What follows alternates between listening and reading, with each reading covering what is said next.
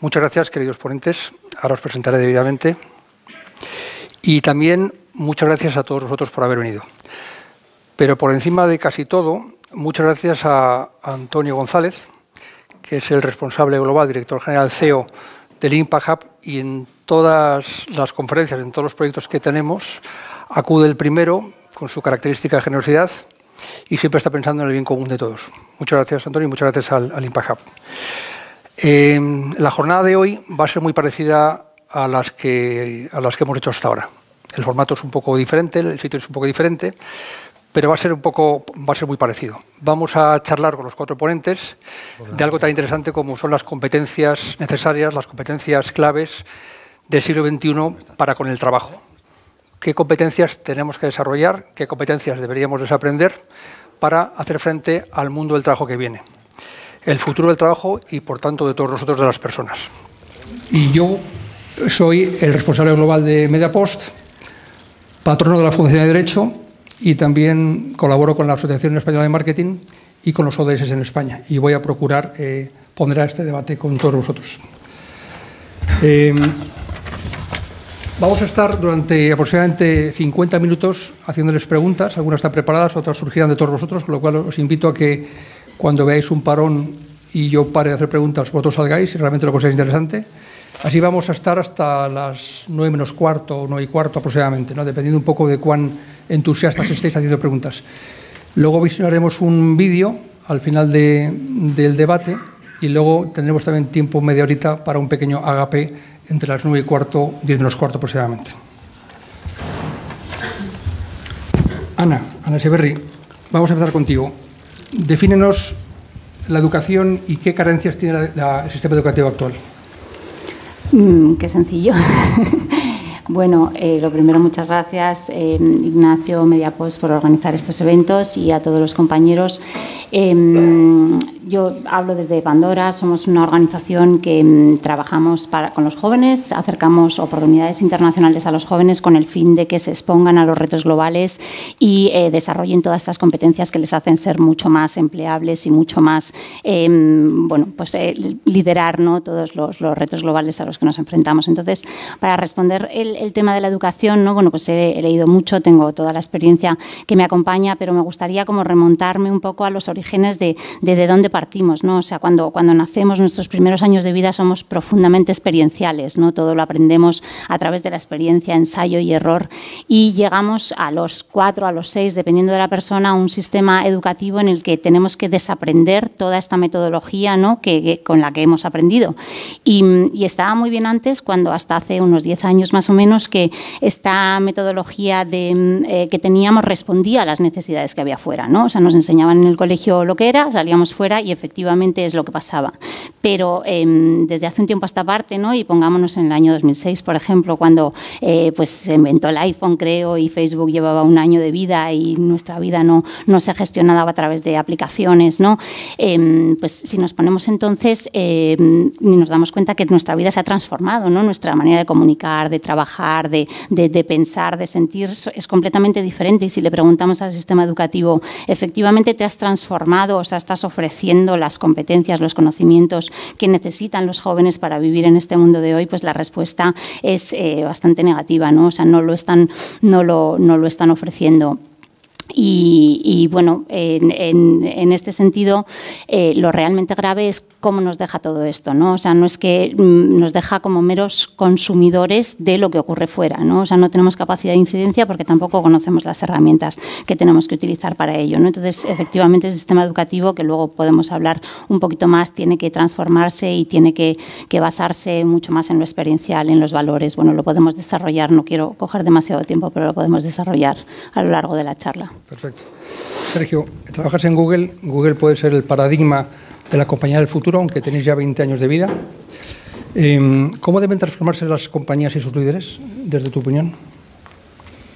Pues mira, no sé si se escucha. Sí, ¿verdad? Como decías, ¿no?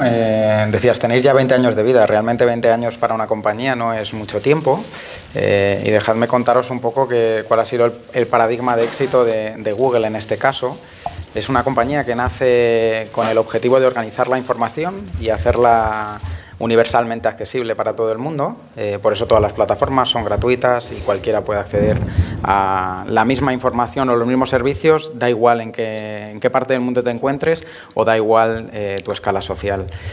Y nace centrada en cuando nace Internet, básicamente, o cuando Internet se populariza, y nace centrada en los ordenadores de sobremesa.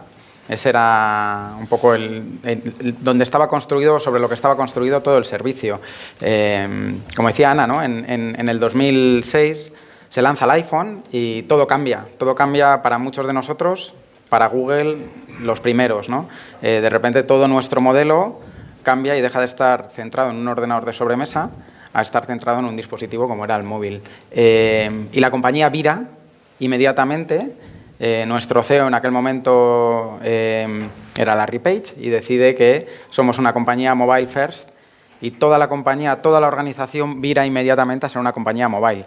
Y entonces los servicios se adecúan a mobile, toda la relación con nuestros clientes, bueno, tratamos toda esa relación de forma muy holística, les ayudamos a sacar partido de ese ecosistema y hace 2 años, y estamos hablando de etapas que no llegan a 10 años, surge una nueva revolución, que es la que nosotros consideramos una revolución muy importante, que es la revolución de la inteligencia artificial, de la que seguro que ahora estáis escuchando continuamente, y dejamos de ser una compañía mobile first para convertirnos en una compañía inteligencia artificial first. Y entonces todos nuestros servicios pasan a tener un componente de inteligencia artificial y se desarrollan sobre ese componente para ofrecer nuevas experiencias a los usuarios, como por ejemplo el asistente que algunos ya conoceréis, que está en el teléfono o que está en dispositivos como el Google Home. ¿Por qué os cuento todo esto? Porque al final nuestra historia es una historia de constante transformación y hay una constante, valga la redundancia, que sigue en el tiempo, que es el usuario, ¿no? Nuestro mantra es sigue al usuario y el resto llegará. Entonces siempre nos hemos centrado mucho, lo que siempre se ha denominado centrarnos en el cliente, nosotros nos centramos en el usuario y luego ya veremos si somos capaces de monetizar los servicios o cómo lo haremos. Siempre bajo el propósito de hacerlo universalmente accesible. Entonces, ¿qué recomendaría a las compañías? Pues bueno, y todo esto al final ha surgido de cambios tecnológicos que todos conocemos y que vivimos en nuestra vida, ¿no? Parece que la transformación es solo tecnológica. Y para realmente aprovechar esta transformación o estos hitos tecnológicos, las compañías tienen que tener una cultura que lo haga posible.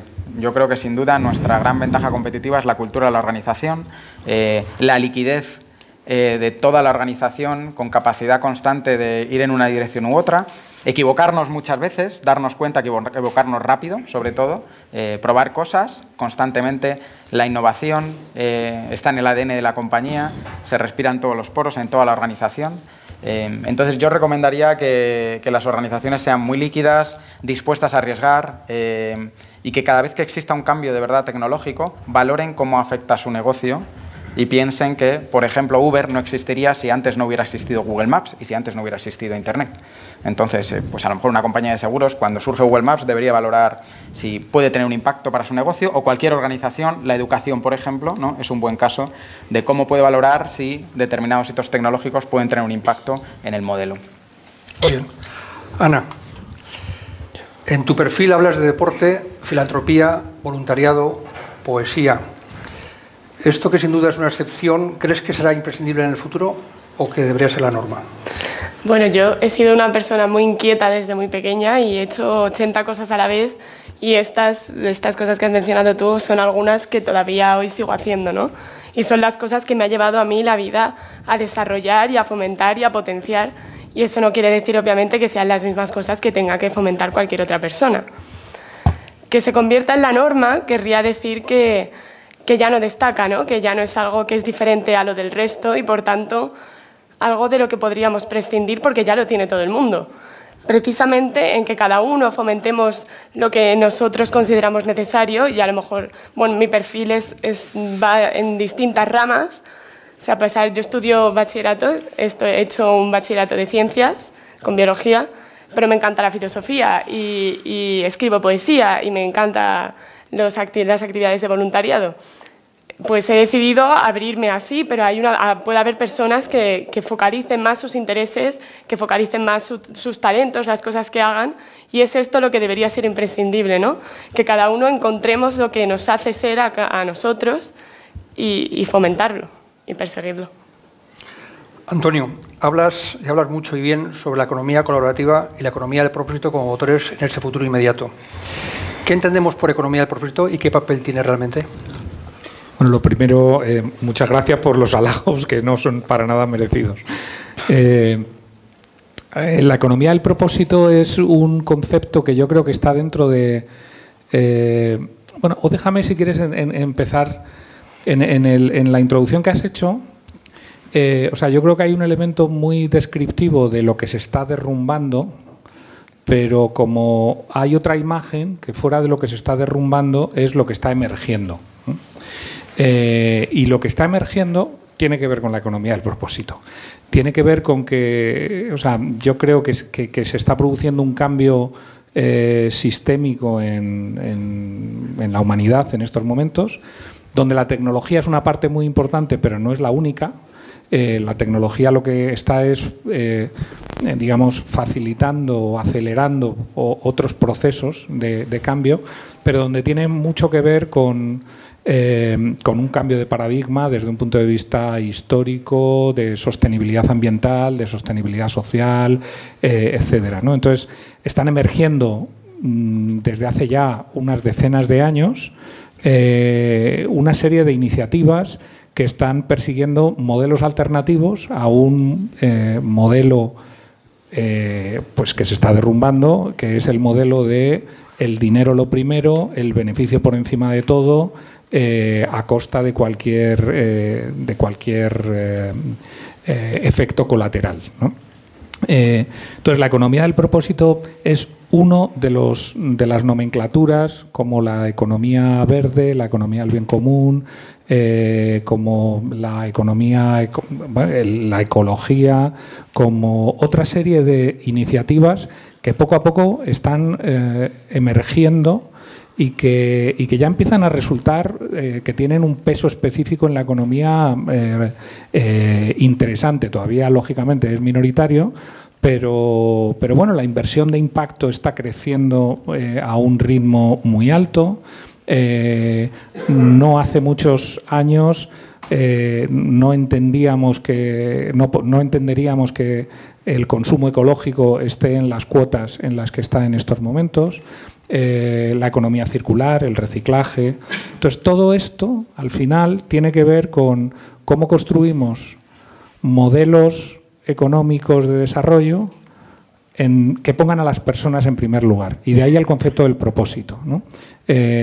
Si una empresa, en primer lugar, lo que piensa es cuál es mi propósito, cuál es el propósito que esta empresa, que esta organización tiene en la sociedad, empieza pensando cuáles van a ser las causas, cómo tengo que alinear todos mis recursos, cómo tengo que alinear mi financiación, mi forma de trabajo, mi forma de organización y alinearlo con el propósito, ¿no? Y ese es un poco el concepto de economía del propósito, que no es exclusivista, que este es uno de los aprendizajes, yo creo, que cara al futuro. Los elementos duales yo creo que han muerto y lo que hay es una complejidad en la forma de entender las relaciones económicas, el trabajo, las relaciones familiares, etcétera, que nos están llevando al mundo que está emergiendo, ¿no? Que ya veremos cómo se va cristalizando en el futuro, ¿no? Ana, si con nuestros hijos, con respecto a nuestros hijos, si nos dicen que la mitad de las profesiones que existen hoy en día no van a existir en el futuro, ¿en qué valores y cómo educamos a nuestros hijos? ¿Cómo les preparamos? Claro, o sea, realmente en este mundo, ¿no?, donde en el mundo de la inteligencia artificial, yo creo que lo que tenemos que pensar es qué nos hace más humanos, ¿no? O sea, realmente lo que tenemos que pretender para nuestros hijos y para nosotros mismos es en ser humanos de primera clase, no robots de segunda, ¿no? Y me atrevería a decir que, en cierta manera, con estos años que han pasado, o sea, estos 10 años atrás, pues hemos tendido bastante a esto de ser robots de segunda, ¿no? O sea, porque hemos querido, pues eso, consumir toda la tecnología que nos venía, adaptarnos al mundo que se nos presentaba, pero sin una capacidad de interactuar y de intervenir mucho en él, ¿no? Entonces, a la pregunta de qué es lo que nos hace más humanos, pues obviamente son los valores, ¿no? Son los valores, son la capacidad de construir todo un esquema de valores personal que que al mismo tiempo eso se traduce en competencias y que son las que nos van a hacer diferenciales tanto como personas como trabajadores, ¿no? Entonces, obviamente, la educación en valores, la educación en competencias es esencial, ¿no? Ahora mismo el test PISA, que es la mayor referencia que tenemos, bueno, el test PISA, la OCDE es la mayor referencia que tenemos en materia de educación a nivel mundial. Como sabéis, pasa un test que se pasa en 72 países todos los años en educación secundaria y aunque tiene muchas críticas y hay debate alrededor, pero realmente es la única referencia que tenemos sobre esto, ¿no? Y el test PISA pues, nos arroja elementos tan... Bueno, me iba a saltar otra cosa, pero sigo con las competencias. El test PISA ha incluido por primera vez este año la competencia global como área de estudio, ¿no? Hasta ahora se estudiaba la lengua, las matemáticas y la ciencia y a partir de este año están estudiando cuál es el grado de desarrollo de competencia global de los jóvenes, cuál es su grado, su capacidad para conectar, para competir y para colaborar en un mundo global, ¿no? Que eso es a lo que llaman competencia global. Entonces, al final, pues efectivamente, si 6 de cada 10 profesiones no existen todavía, pero nuestros jóvenes tienen las suficientes competencias transversales y las suficientes habilidades como para adaptarse al mundo en cambio, pues realmente estamos mucho más tranquilos, ¿no? Porque es eso, ¿no? Cuanto más humanos seamos, más vamos a poder aportar a un mundo independientemente del desarrollo tecnológico, entre comillas, que tenga, ¿no? Sergio, y a nivel empresa, a nivel Google, ¿cuáles son los perfiles más demandados en la actualidad en Google y en el futuro? Pues mira, sin entrar, porque no me gustaría definir un perfil concreto, sino contaros un poco cómo seleccionamos a nosotros a la gente que entra en la compañía, que quizás es el pilar que tiene todo el área de recursos humanos y el resto de la compañía, porque realmente la selección no depende del departamento de recursos humanos, depende de toda la organización. De hecho, toda la organización se forma para seleccionar y encontrar talento. Y cuando seleccionamos talento, realmente es cierto que buscamos gente que sepa hacer lo que queremos que hagan en ese momento, que tengan unas capacidades relacionadas con el rol que van a desarrollar, pero eso es solo una parte y solo una pequeña parte. De hecho, es el 25% de lo que buscamos. Buscamos 4 elementos fundamentales. El primero es que tengan algo de idea de lo que van a hacer hoy. Pero las otras 3 son más importantes porque sabemos a ciencia cierta que dentro de un poco tiempo harán algo diferente, seguro. De hecho, prácticamente yo llevo 5 años en Google y no hay ninguno de mis compañeros que haga lo mismo que hacía hace 5 años. Entonces necesitas otra serie de habilidades y otra serie de competencias. Buscamos capacidad cognitiva, cómo enfrentarse a problemas y cómo resolverlos, prácticamente cómo pensarlos, cómo razonamos ante determinadas circunstancias. Buscamos también liderazgo, capacidad de ser responsable, tener iniciativa propia, asumir responsabilidad, tomar decisiones, equivocarte. Os decía al principio, nosotros cada 6 meses hacemos lo que llamamos performance review, que al final es ver qué has estado haciendo. Y yo a mi equipo, pero a su vez mi jefe, me pregunta qué riesgos has tomado, ¿no? ¿Has hecho algo diferente? Y hay que responder y hay que decir, sí, efectivamente he intentado ver las cosas de una manera diferente. Y luego hay otro elemento muy importante que es, lo llamamos Googliness, que es lo que embebe toda la cultura de la organización, que es la transparencia, la capacidad de colaboración, la capacidad de influenciar en los demás. Somos una organización muy horizontal, trabajamos en equipos muy pequeños y tenemos que conseguir influenciar en el resto para que las cosas surjan y funcionen. Y realmente esas son las capacidades que buscamos.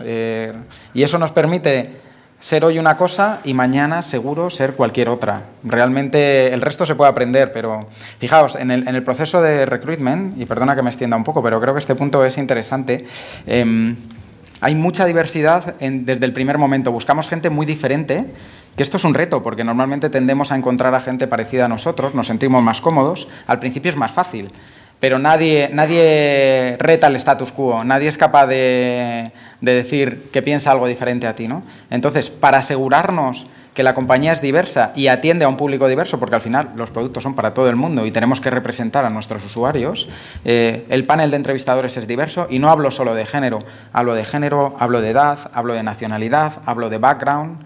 El panel de entrevistados tiene que ser diverso y tenemos que considerar siempre, y nos obligamos a considerar diversidad en todo ese panel, siempre buscando esas cualidades que os decía antes, pero siendo así capaces de introducir diferentes elementos dentro de la coctelera, dentro de los equipos, que nos hagan replantearnos las cosas, repensarlas constantemente y afrontar así problemas que todavía no están encima de la mesa, pero que seguro que llegarán y tenemos que intentar afrontarlos de la forma más exitosa posible.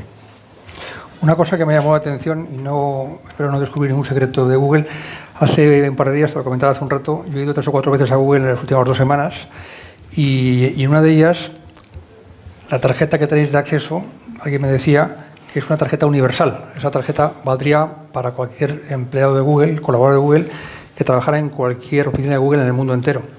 Y decía que es que los procedimientos de seguridad se hacían para el 99% de las personas, no para el 1% de las personas que acaba saliendo rana, pero que es el 1% y que el propio modelo las expulsa.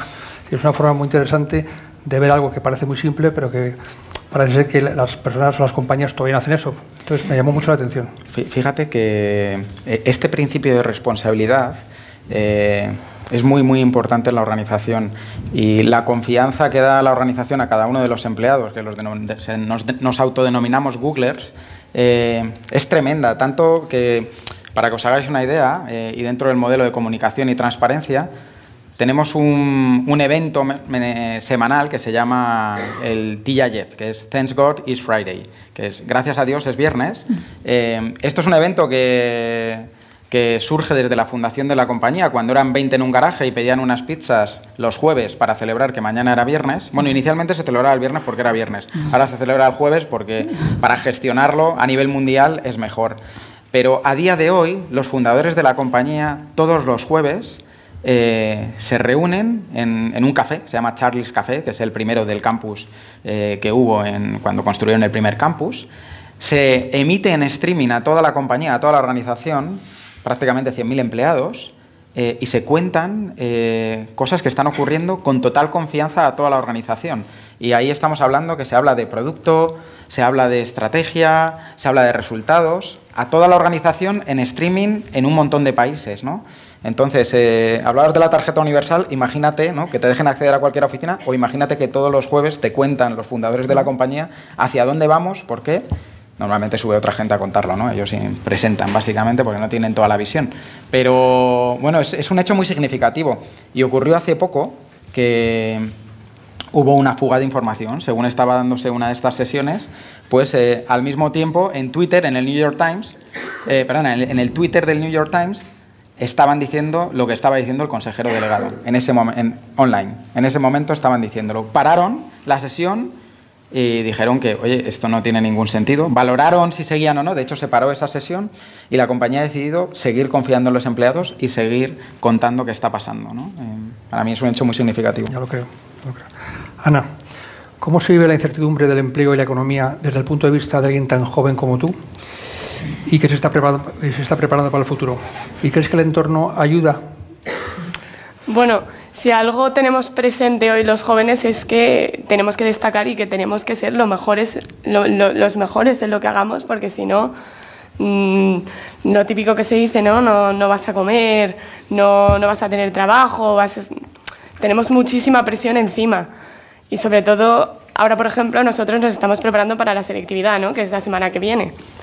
Y de verdad que segundo de bachillerato ha sido el año de más estrés de mi vida. O sea, los jóvenes sentimos ahora mismo una presión por parte de todo el mundo brutal, o sea, y que no debería ser así, ¿no? Porque no nos ayuda. Sentir este estrés, esta presión, nos cohíbe mucho a la hora de, sobre todo al elegir a qué me voy a dedicar, qué quiero estudiar, qué quiero ser mañana. Bueno, pues yo hace como 10 años yo quería ser escritora, ¿no? Y porque me encantaba.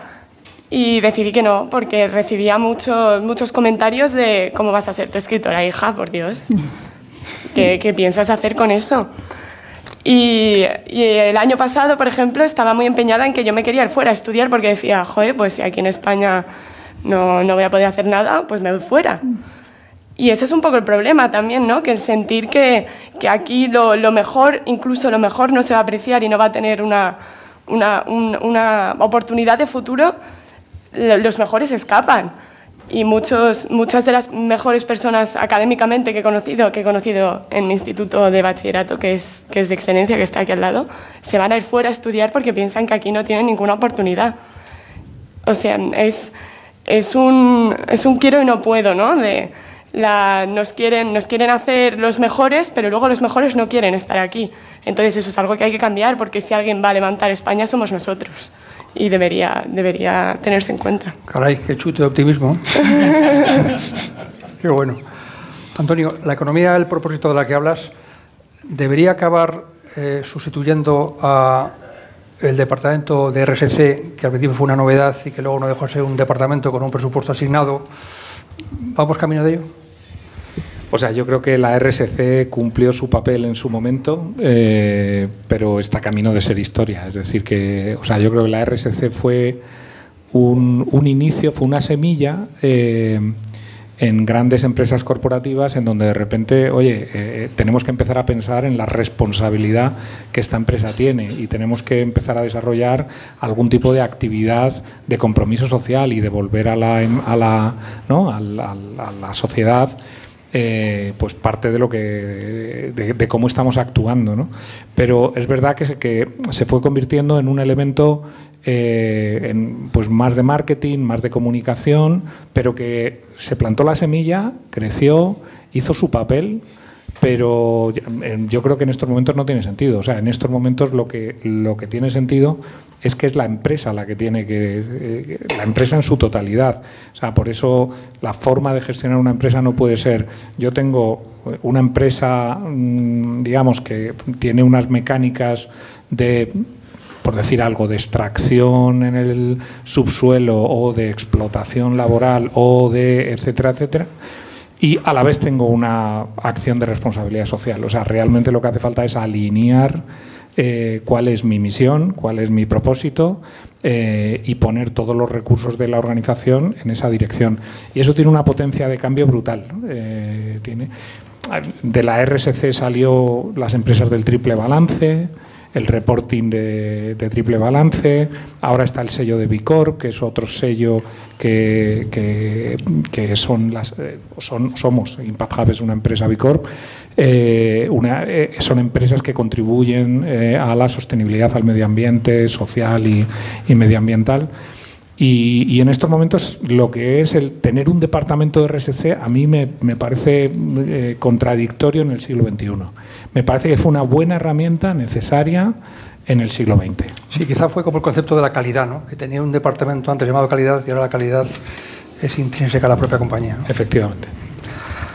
Ana, además de las competencias duras, se valoran otras nuevas como la gestión del estrés, la empatía, la creatividad, la curiosidad intelectual y la comunicación. ¿Cómo se puede introducir a un currículum este tipo de competencias? ¿Cómo se demuestra en una entrevista de trabajo? Es decir, soy muy simpático, me pongo en tu lugar. ¿Cómo se hace eso? O sea, realmente en una entrevista de trabajo se demuestra por lo que has hecho, ¿no? O sea, lo que se hace realmente, si se hace con propósito, ¿no? Si se hace con intención, tiene un valor transformador en las personas, ¿no? Entonces, o sea, yo hablo desde la experiencia, ¿no? Nosotros hacemos lo que hacemos porque realmente las experiencias internacionales tienen la capacidad de transformar a los jóvenes, ¿no? Tienen esa capacidad de, ¿qué es la empatía? Pues entiendes perfectamente qué es la empatía en una aldea en India, donde la mitad de la aldea no come y la otra mitad come regular, ¿no? Y tú estás intentando ayudar desde tu constructo mental que no funciona. Bueno, pues todo esto, o sea, realmente este tipo de experiencias te ofrece un aprendizaje bueno, pues que cala y que realmente has profundizado la empatía en tu persona, ¿no? Y esto con muchas otras experiencias se van desarrollando todas estas competencias. Entonces yo creo que en una entrevista de trabajo, o sea, lo que quiero decir con esto es que las competencias se adquieren mediante la experimentación, mediante la exposición y mediante el afrontar nuevos retos y en afrontar nuevas situaciones, ¿no? Hoy en día los jóvenes obviamente están llamados, como dice Ana, ¿no? a hacer lo mejor de sí mismos y a ponerse en todo tipo de situaciones para engrosar este currículum que, como también ha dicho Sergio, al final la competencia técnica pasa en 8º o en 9º lugar, ¿no? Y antes les preguntan por todas sus habilidades transversales para saber si son empleables y si van a ser buenos líderes en la compañía. Entonces yo en una entrevista de trabajo básicamente lo que le preguntaría a la persona es qué ha hecho, ¿no? O sea, que me hable de cuáles han sido sus experiencias, cuál ha sido su recorrido vital, cuáles han sido las decisiones que ha tomado y sobre todo las renuncias que ha hecho, ¿no? Porque eso también, o sea, ya no es lo que haces, sino lo que dejas de hacer, ¿no? Y lo que deje de hacer para hacer esto. Bueno, pues ahí en ese tipo de explicaciones se dice mucho de la persona, sobre todo de pues esas competencias como pues la interculturalidad, la comunicación, la empatía, la solidaridad, ¿no? Bueno, pues por qué se hacen las cosas. Qué bueno. Sergio, según afirman muchos, la desigualdad en el acceso a la tecnología será uno de los obstáculos que nos encontraremos pronto y se sumará a las desigualdades actuales como la de género o la del lugar de origen.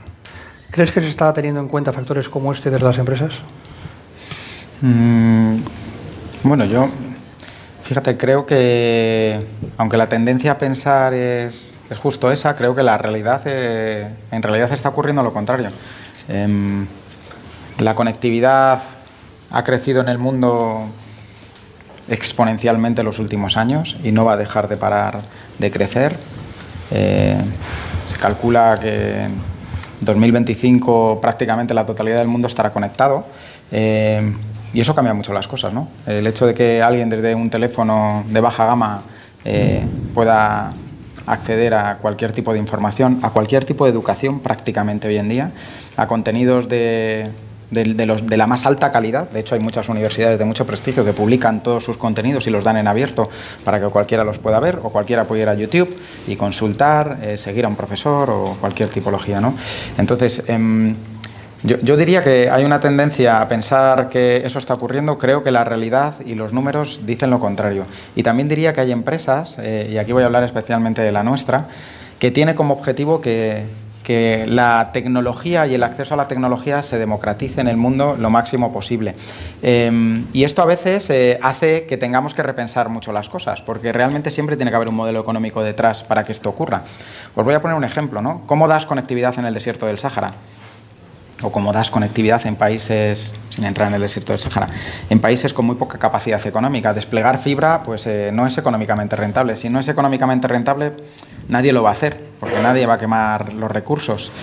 Bueno, pues nosotros nos replanteamos esos retos muy difíciles de abordar, y les damos la vuelta. Y, por ejemplo, tenemos un proyecto que se llama el proyecto LUM, que son globos aerostáticos que están quietos en la estratosfera, dando conectividad de forma rentable desde el punto de vista económico a lugares muy remotos, y los hemos usado recientemente en catástrofes naturales en Centroamérica, cuando toda la infraestructura se te cae y eres capaz de darlo. Entonces yo creo que hay muchas iniciativas a nivel mundial que intentan democratizar el acceso a la información el acceso a la tecnología. Entonces yo lo veo de forma diferente, la verdad. Qué bien. Ana, ¿qué cosas tiene o qué herramientas tiene a su alcance una persona como tú, de tu edad, para conocer el mundo del trabajo? Realmente herramientas tenemos todas, ¿no? O sea, tenemos Internet como herramienta principal, que supongo que es la primera que se viene a la cabeza de todo el mundo. Podemos investigar lo que queramos, podemos saber lo que queramos por Internet. Tenemos empresas como IPC Pandora, que a mí me ha dado la oportunidad de conocerme a mí misma. Y bueno, el otro día, hablando con mi madre sobre las preguntas, también llegamos a la conclusión de que una de las herramientas que tenemos más a nuestro alcance y que menos utilizamos son precisamente nuestros padres y los amigos de nuestros padres, ¿no? Al final, no me mires así, no. En cuanto al tema del trabajo me refiero. Al final a nuestros padres les vemos siempre en casa, vemos a sus amigos que entran, que salen, que se van a tomar algo, que no sé qué. Y nunca nos hemos sentado con ellos a preguntarles, oye, ¿y tú qué haces? ¿Y a qué te dedicas? ¿Y a ti te gusta? No es algo que hagamos normalmente. Y mis padres, por eso, por ejemplo, organizaron cada jueves, creo que era, o cada miércoles, o un día a la semana, o cada 2 semanas, organizaban un grupo, ¿no? Y con varios de sus amigos y de sus hijos, y traían a algún amigo, y pues este día le toca hablar al juez, este día al abogado. Y a nosotros, la verdad que duró poquito, pero a mí al menos me ayudó mucho. Qué bueno. Antonio, ¿qué esperamos del presente y del futuro en términos de conciliación entre el trabajo y la vida personal? Pues, a ver, yo creo que, o sea, de nuevo, el modelo del siglo XX está detonado, ¿eh? O sea, aquello de las 8 horas, ¿no? De 8 horas de trabajo, 8 horas de ocio y 8 horas para descansar, pues ya no existe, está completamente derrumbado. Yo creo que tenemos que aprender, como en muchas otras cosas, a gestionar este nuevo entorno con un poquito de cuidado, porque lo que está sucediendo en estos momentos es que se ha difuminado la barrera entre la vida personal y la vida profesional, pero normalmente con las consecuencias de que la vida personal ha sido inundada por la vida profesional. Y esta es la realidad que estamos viviendo ahora, y yo creo que es una realidad que tenemos que aprender a gestionar y a cambiar. Es decir, es obvio que no va a haber este es mi tiempo de profesional, este es mi tiempo personal. Eso creo que desde que apareció el móvil empezó a detonarse esas barreras de diferenciación, pero nos plantea un reto tremendo de aprendizaje de gestión de esos tiempos, ¿no? Digo de un reto, o sea, yo mismo en estos momentos he caído, o sea, como muchos de los que estamos aquí, seguro que estamos en el otro extremo, ¿no? Es decir, estamos permanentemente conectados, permanentemente viendo y tal. Y eso o sea, no es malo y sobre todo es imparable, o sea, que no vale la pena intentar combatirlo. Lo que sí que podemos es trabajar nosotros internamente en cómo gestionamos nuestro tiempo y cómo garantizamos unos tiempos para cada cosa, ¿no? No sé si conocéis Design for Change, es una iniciativa que se dedica a hacer design thinking con niños pequeños, ¿no? Y en la última convocatoria el proyecto ganador fue un proyecto maravilloso que consistía en una caja de cartón.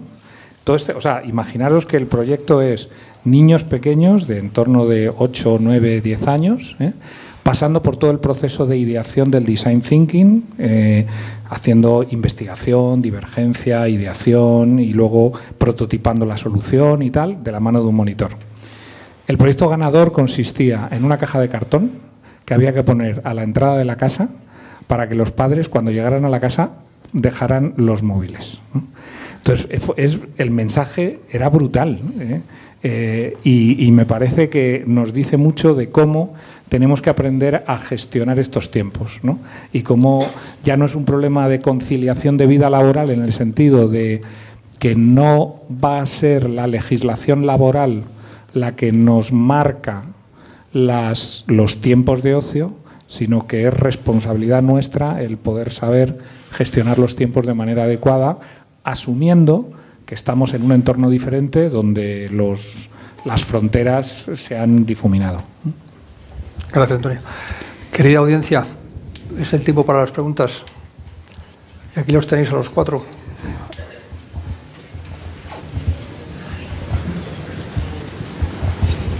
Busco voluntarios forzosos. Ahí hay una persona, no hay micrófono a lo mejor en... ¿Este? Por ejemplo. Sí, sí. A pasar el micrófono, por favor.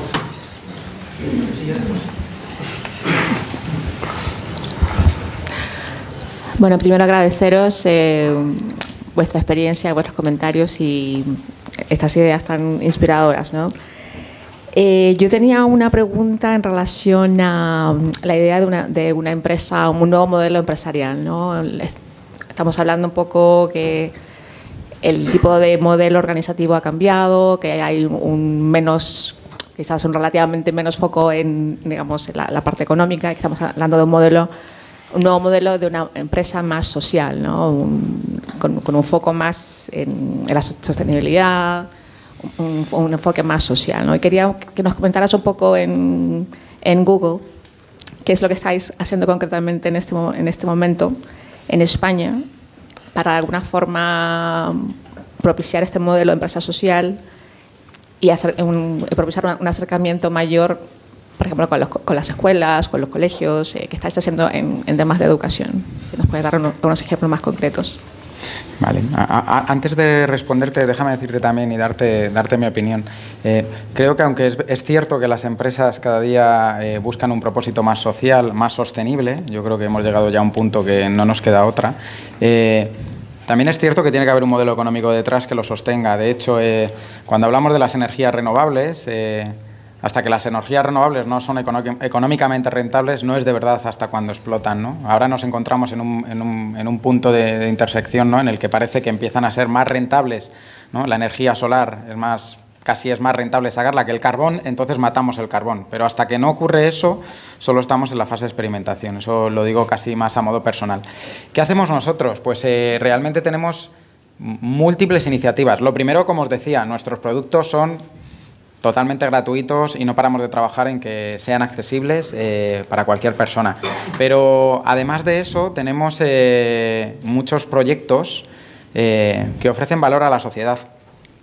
Tenemos una división que se llama Google para Educación, concretamente, que lo que hace es que ofrece a las instituciones educativas capacidad tecnológica, la misma capacidad que le ofrecemos a muchas compañías y que pagan por ella, todo el almacenamiento en la nube, capacidad de computación, la suite ofimática de Google, que muchos de vosotros utilizaréis Gmail, Drive o Docs, que son herramientas habituales, pero hay una versión empresarial que nosotros comercializamos.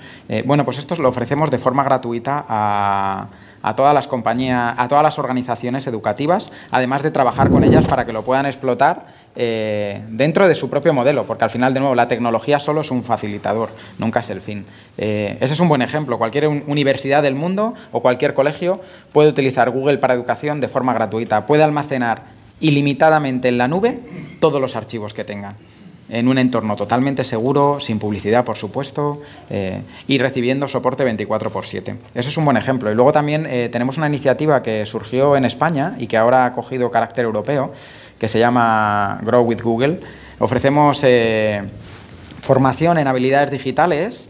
Empezamos ofreciéndola a desempleados, pero ahora ya prácticamente toda la población puede acceder, que son cursos gratuitos que dan profesionales de la industria, normalmente más centrados en la parte digital, y que ofrecemos de forma gratuita, que ya han formado a cientos de miles de personas en España y que se ha expandido en Europa bajo esta iniciativa que se llama Growth Engine, que es como Google es un motor de crecimiento pues para muchas pymes, por ejemplo, para instituciones educativas o para personas que simplemente quieren formarse en educación. No sé si he respondido a tu pregunta. ¿Sí? Sí, gracias. Sí. Sí. Bueno. O sea, no, por comentar un poco y polemizar un poco, ¿no? Claro. A ver, yo creo que el tema de una empresa, de un mayor foco en sostenibilidad y en preocupación social por parte de la empresa, en gran medida viene dada porque la propia ciudadanía lo pide y porque el propio mercado lo pide, ¿no? Entonces yo creo que efectivamente hay cuando estamos hablando de una empresa, la empresa tiene que ser sostenible económicamente, tiene que tener un modelo de negocio que efectivamente permita su subsistencia y la generación de riqueza a su alrededor y de empleo y de etcétera, ¿no? Entonces yo creo que efectivamente las empresas están tendiendo cada vez más porque la ciudadanía, el planeta y la exigencia y el mercado están haciendo emerger esas necesidades, y por eso muchas empresas empiezan a dirigir sus modelos de negocio en esa dirección, ¿no? Pero por otro lado, Segundo razonamiento, cuando tienes en cuenta el impacto de una empresa, tienes que tener en cuenta no solamente el impacto económico, sino también todas las externalidades que tiene a su alrededor. Entonces hay empresas que pueden ser financieramente muy interesantes, pero que deberían de castigarse claramente, porque el perjuicio que están generando y el coste económico que están generando para la sociedad es mucho más elevado para otros, para terceros, ¿no? Entonces esa visión integral del impacto que una empresa está teniendo en la sociedad yo creo que es otro factor a tener en cuenta. Y por último, como reflexión, no todas las organizaciones y no todas las actividades van a ser rentables.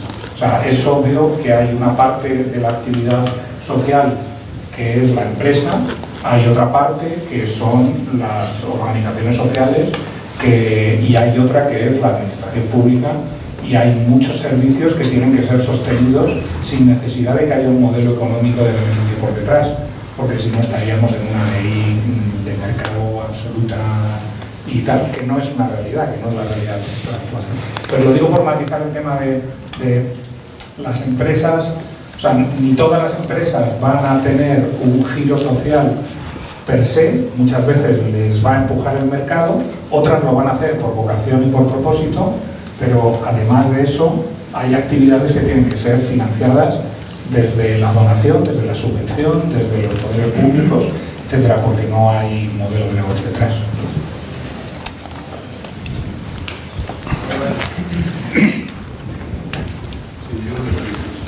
No te oyen. Quería preguntarle a cada uno de Google qué opina sobre lo que ha puesto Trump sobre la empresa de Huawei y qué está esto a los... Y eso sí que es polémica, no lo tuyo. Si no quieres responder, no. Bueno, realmente no es una decisión de la compañía, así que simplemente seguimos la ley. Tampoco tiene más misterio, ¿no? Aquí tampoco podemos hacer mucho nosotros. Si el gobierno americano decide que marca, ¿no?, igual que tiene embargos para determinados países, no puedes tener relaciones comerciales, pues no puedes tenerlas. Antonio, en la charla que tuvo con nosotros, que él era optimista porque aunque el 50% de los puestos de trabajo existentes van a desaparecer o se van a transformar mucho o muchísimo, él estaba convencido de que iba a haber más creación de puestos de trabajo en otras áreas que las que se van a destruir. ¿Crees que es posible? Porque la historia en las 3 revoluciones previas así lo ha hecho, pero es que el sistema de destrucción aparentemente es tan grande que te cuesta imaginar que surjan perfiles, que surjan actividades que puedan ser económicamente retribuidas con lo que viene o lo que está viniendo. O sea, yo creo que efectivamente van a aparecer muchos, no sé si van a ser más, menos. Lo que sí que apostaría es a que lo que va a cambiar es el modelo del trabajo, el modelo de relaciones laborales y el modelo de lo que significa el trabajo en nuestras vidas.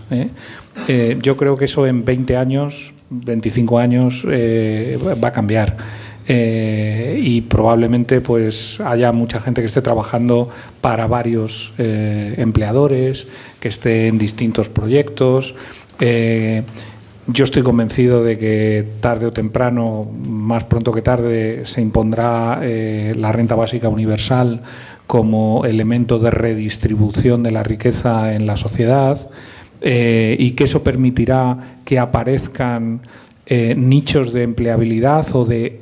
Cuando hablamos de empleabilidad, a mí la definición de empleabilidad me preocupa porque la vincula directamente a la empleabilidad como fuerza de trabajo, y creo que va a emerger un nicho de ocupación como es el de la economía de los cuidados, que va a ser enorme, enorme.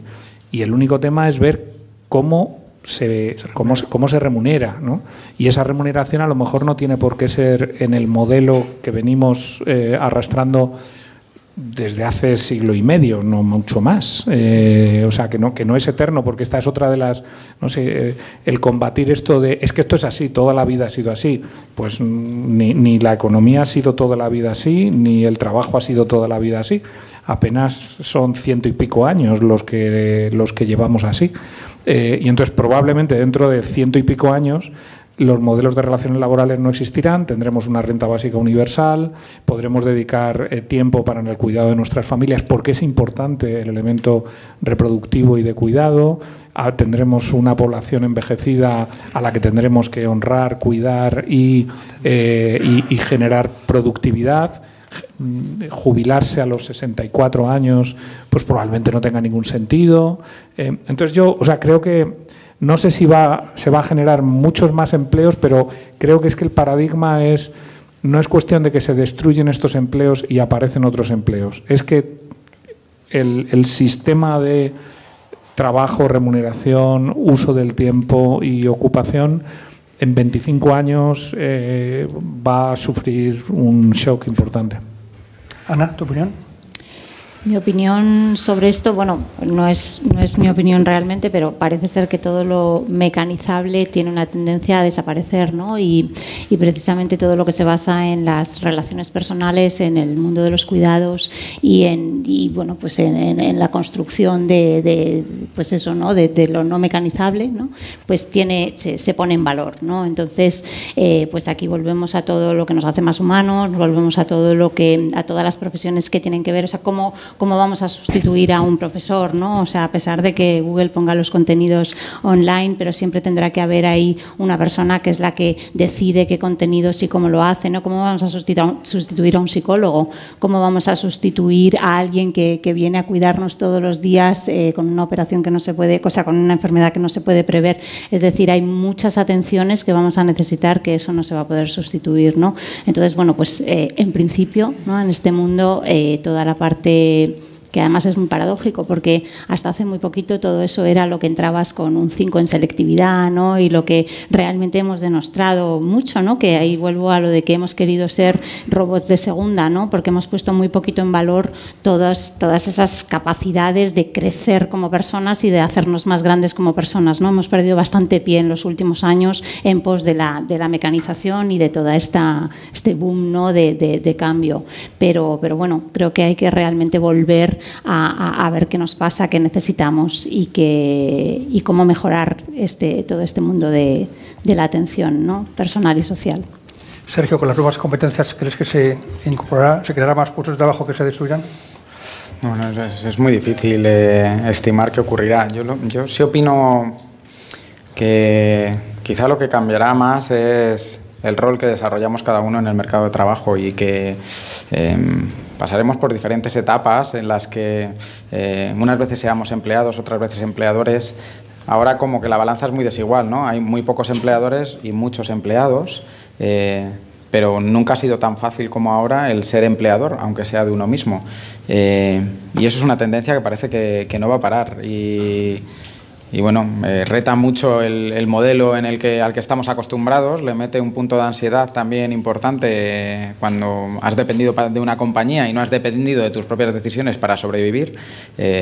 Pero creo que cada vez más existirán esas etapas a lo largo de la carrera laboral que permitan también gestionar mejor nuestro propio tiempo, en el que habrá ocasiones en las que le quedamos dedicar más tiempo al trabajo y en ocasiones menos, y dependa más de nosotros. Lo veo un poco más así. Muchas gracias. Ana, te voy a pedir, para acabar contigo por lo menos, en sentido figurado, claro, pídenos un deseo a tus mayores. Aquí te sacamos una generación, o algunos dos. Un deseo, pídenos un deseo. Yo creo que ahora mismo lo más importante es apoyo. Porque hay muchas veces que los jóvenes nos sentimos solos, ¿no? Y no solo apoyo de tus padres y de tu familia, sino de tu entorno educativo.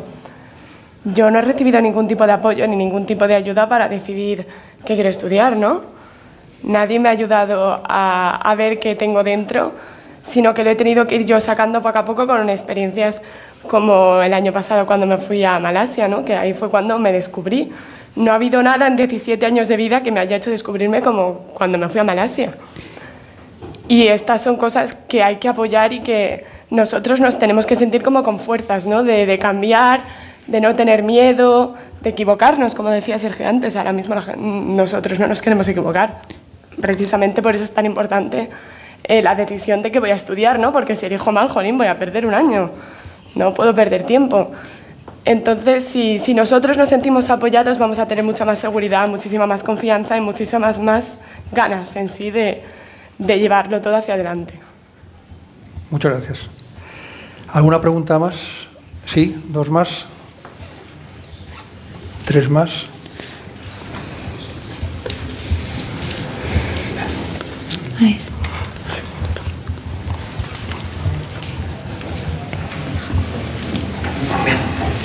Bueno, como comentabais, el empleo tal y como lo percibimos actualmente va a cambiar drásticamente debido a que nos encontramos en un mundo globalizado y cada vez los empleos van a estar más automatizados. Según tengo entendido, el 65% o 75% de los empleos futuros aún no se conocen. Luego mi pregunta es, ¿qué nos cabe esperar a los jóvenes que como yo queremos realizar un cambio en el sistema en el futuro si nos educan como máquinas de segunda, recopilando datos, lo que se le da bien hacer a las máquinas y no en los valores humanos, lo que se nos da bien a nosotros, como por ejemplo las emociones, comprender las emociones, el trabajo en equipo o, no sé, enfrentarnos a problemas desconocidos, lo impredecible. Entonces, ¿qué nos cabe esperar si nos educan en un sistema anticuado? Esta pregunta quizás sea para ti, Ana. Sí, o sea, efectivamente, es lo que decíamos, ¿no? El sistema educativo está educando a los jóvenes en un sistema que ya no existe, ¿no? Y entonces esto realmente tiene un efecto perverso porque los jóvenes os encontráis muy desvalidos y sin herramientas para poder afrontar la realidad que os toca vivir, ¿no? Entonces, o sea, yo no sé, o sea, yo creo que en el caso de la generación tuya, que os cabe esperar, lo tenéis identificado, ¿no? Y lo que realmente, o sea, si te puedo dar así un pequeño consejo y luego voy al sistema educativo, sería, bueno, pues realmente es eso, tenéis que experimentar, tenéis que conseguir desarrollar todas esas habilidades que os van a permitir trabajar en equipo, tener liderazgo, capacidad de emprender, ¿no? Saber mirar más allá y sobre todo tener esa capacidad de transformar la sociedad, ¿no? Y mucha valentía. La valentía os la van a dar las experiencias, os la va a dar el equivocaros y os la va a dar el poneros en situaciones insólitas y aprender haciendo, ¿no? El learning by doing que tanto se está hablando ahora mismo. Y en cuanto al sistema educativo, pues es muy interesante también ver cómo ahora mismo en el top 10 de los sistemas educativos mundiales está China, Japón, todos estos países, ¿no?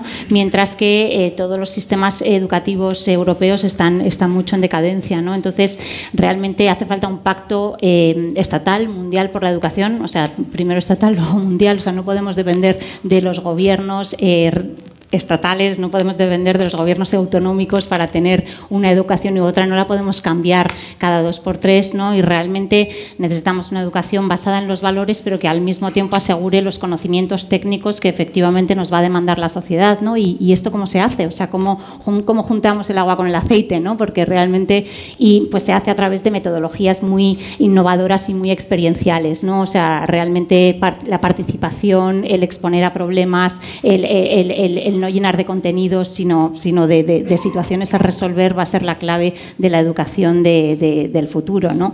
Entonces, bueno, pues yo creo que este es el gran reto que tienen ahora los gobiernos, ¿no? El montar unos sistemas educativos que respondan a la sociedad.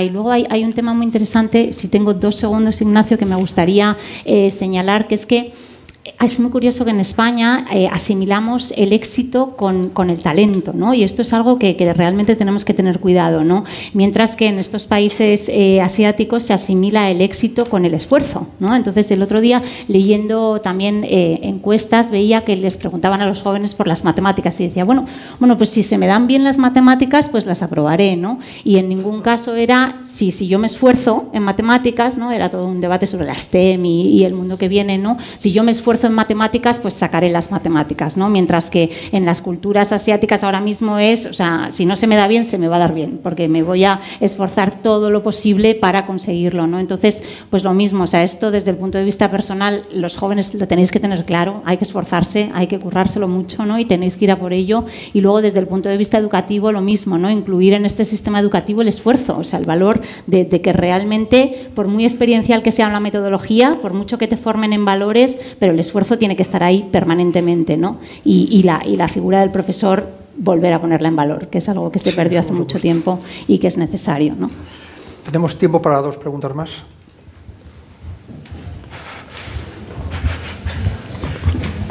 Buenas tardes. Primero de todo, agradeceros por todo el feedback que nos habéis dado. Y mi pregunta viene a ser un poco poner sobre la mesa las competencias clave que también en línea con lo que ha comentado, que creéis que faltaría en el sistema educativo a día de hoy. Y desde mi punto de vista, yo creo que aquí hay 2 puntos claves, el cual primero yo creo que se está trabajando ya, este giro tecnológico que estáis comentando antes, se tiene que promocionar ya desde unas edades jóvenes. Yo creo que esto ya se está trabajando, ¿no? Porque ya el colegio está con temas de pizarras electrónicas, con todo esto. Yo hablo desde el punto de vista de código, de entender las bases de datos, ¿no? Como por ejemplo uno de los que yo todavía trabajos más que más se van a pedir en el futuro próximo, data scientist, ¿no? Trabajo con big data y todo el enlace con la manera en que digamos. Por tanto, por una parte, este giro tecnológico que yo creo que ya se está trabajando, pero por segunda punto, que también, como digo, está en relación a la pregunta que os acaban de hacer, es esta parte de humanización que estamos, cada vez, yo creo que aquí todo el mundo presente se da cuenta que cada vez más estamos pasando de una relación más humano-humano a relación más con la máquina, pasamos unas horas delante del PC y eso pues, puede crear prejuicios, faltas de entender, fake news tan famosos de hoy en día. Y yo quería poner sobre la mesa si creéis que un hecho tan simple como promocionar viajar, ¿no? Que comentábamos antes, Malasia le ha cambiado la vida, viajar desde edades tempranas puede ayudar a abrir la mente en este sentido y romper esta barrera de prejuicios, la cual Google está invirtiendo tanto, ¿no? en crear esta diversidad con este hecho tan sencillo. Bueno, fíjate, yo creo, empezando por la parte de educación, ¿no? Y me meto un pelín en tu terreno, Ana. Te dejo. Hablabas de que la tecnología, ¿no? Parece que ha llegado antes la tecnología. Y en muchos casos no tiene ningún sentido, ¿no? Poner pizarras electrónicas o repartir iPads o Chromebooks, da igual, entre los alumnos para hacer lo mismo de la misma forma como lo hacían antes. Bueno, a lo mejor le da un punto de estatus al colegio, pero realmente tampoco tiene mucho sentido, ¿no? Porque la tecnología no es el fin ni es el objetivo. Puede ser un facilitador que permita que repensemos un poco cómo estamos enfocando la educación y probablemente que la hagamos más humana, ¿no? Al final el profesor decimos que su labor, que es verdad que está un poco desprestigiada, pues consiste en ser capaz de meter en el embudo un temario inmenso sin tener tiempo para ninguna otra cosa más. Y quizás la tecnología nos puede... Y además a todos por igual, ¿no? Trata toda una clase de 30 alumnos de la misma manera, porque no tiene tiempo para dedicar, para personalizar con cada uno de estos alumnos la relación educativa. Yo pienso que la tecnología es capaz de ayudar a personalizar esa educación. De hecho, hay varios proyectos. Nosotros tenemos un proyecto en México, en el cual los programas en un ordenador son capaces de adecuar y además a través de la inteligencia artificial, que cada vez tiene más peso dentro de la educación, es capaz de entrenar a los alumnos en aquellas capacidades técnicas, cada uno a su nivel, porque va viendo lo que falla cada uno, de una forma además muy entretenida y que genera más engagement que hablar a una clase entera, y el profesor tiene una labor de guía, de facilitador, de encontrar aquellas capacidades que no son meramente técnicas, tiene tiempo para dedicarse a eso, ¿no? También es verdad que el papel del profesor cambia absolutamente y también tiene que estar preparado el profesorado para asumir ese papel. La siguiente parte de la pregunta, ¿cuál era la que me habías hecho? Perdona, o sea, la observación que hacías, disculpa. La parte de viajar. Viajar. ¿La parte? De viajar. Ah, de viajar. Sí, bueno, ahí es verdad que es un tema... Nunca se ha viajado tanto como ahora, las cosas como son. Sobre todo si intentáis reservar un vuelo o un hotel, os daréis cuenta. También es verdad que es una cuestión de recursos, ¿no? Que no todo el mundo puede. Si bien es cierto, y aquí me lanzo también a un moonshot tecnológico, que la tecnología, de hecho, hay empresas de realidad virtual que están planteándose ser los competidores, ¿no? Fijaos, de las compañías aéreas, ¿no? ¿Quién diría que una empresa de realidad virtual va a ser el competidor de una compañía aérea?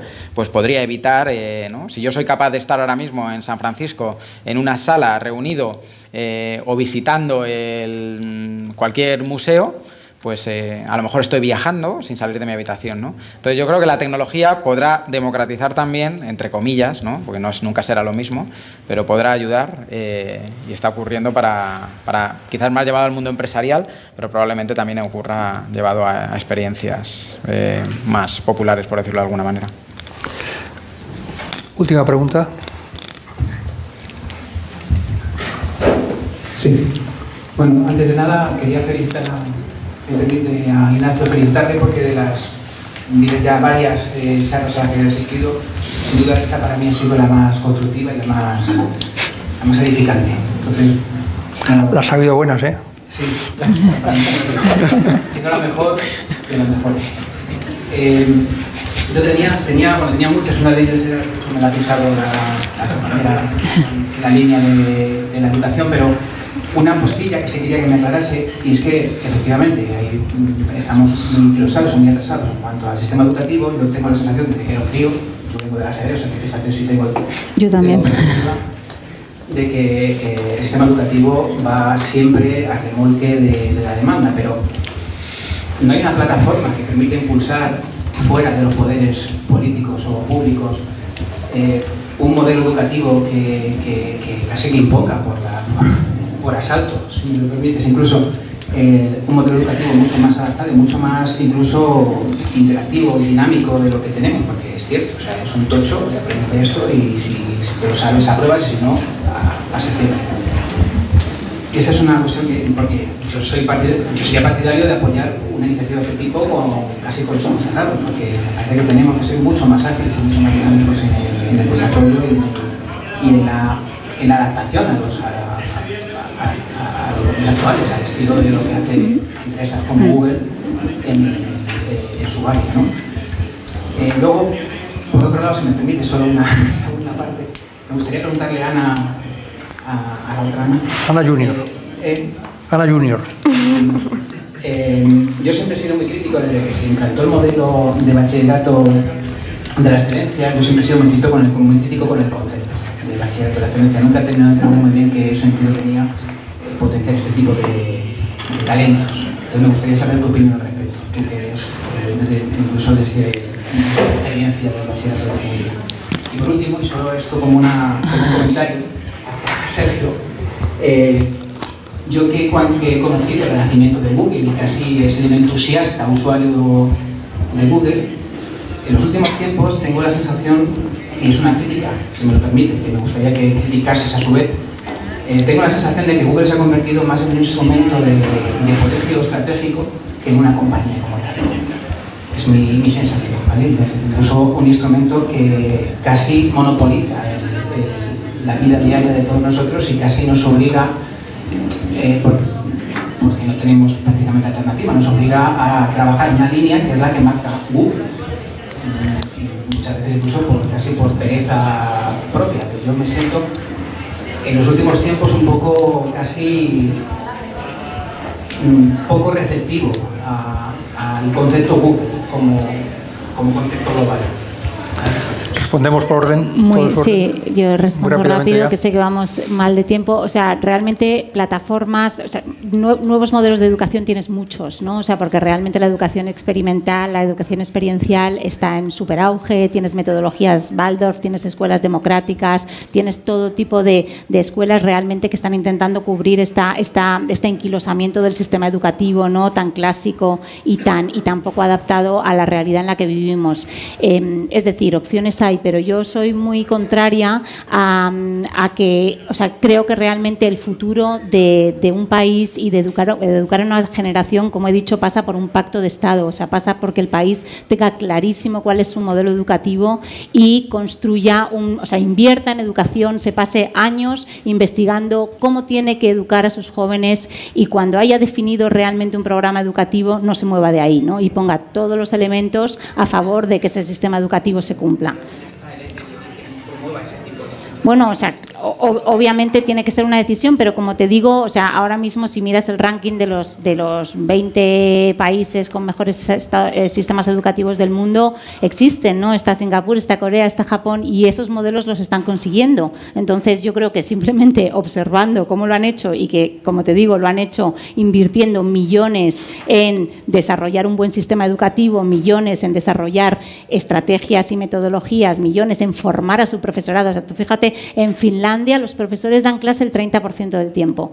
El otro 70% del tiempo se las pasan hablando entre ellos, discutiendo casos de los alumnos, investigando nuevas metodologías. Entonces, realmente hay que darle una vuelta a todo y tiene que ser un compromiso de Estado, pero se tienen que poner a ello de manera muy, muy seria, ¿no? Ana, la pregunta directa que te han hecho. Yo te voy a hablar un poco desde la experiencia propia, porque yo sé que hay aulas de excelencia en institutos que son normales, entre comillas.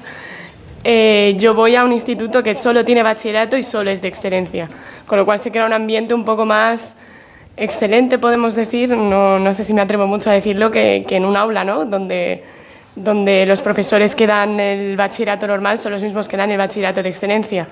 Yo lo que tengo que destacar sobre todo es el término excelencia. El lema de mi colegio es summa imprimis, lo mejor para los mejores. Y no quiere decir que nosotros seamos mejores que nadie, sino que es mejor aquel que hace más que el otro, ¿no?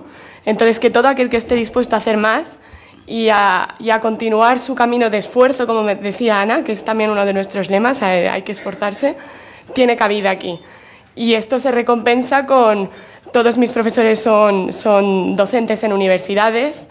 He tenido la mejor profesora de matemáticas de mi vida, o sea, me ha hecho amar las matemáticas como si fuera mi hija.